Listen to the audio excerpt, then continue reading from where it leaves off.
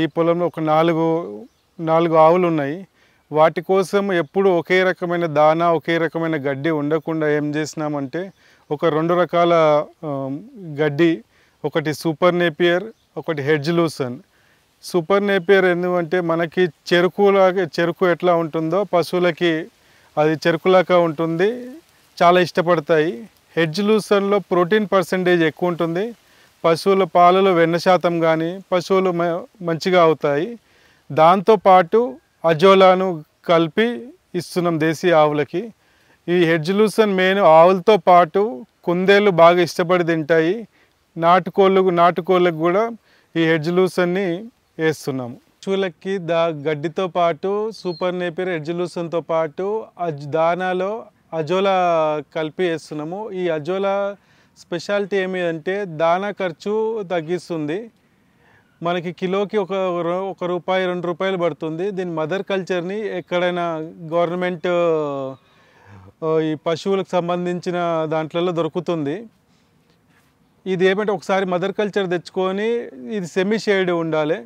ఇది ఒక నాచు జాతికి చెందిన మొక్క. ఇది సెమీ షేడ్ ఉండాలి.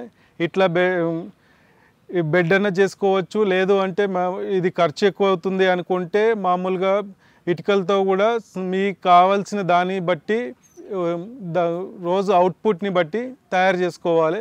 దీంట్లో ఇది రోజు 5 కిలోలు వచ్చేటట్టు మేము తయారు చేసుకున్నాము.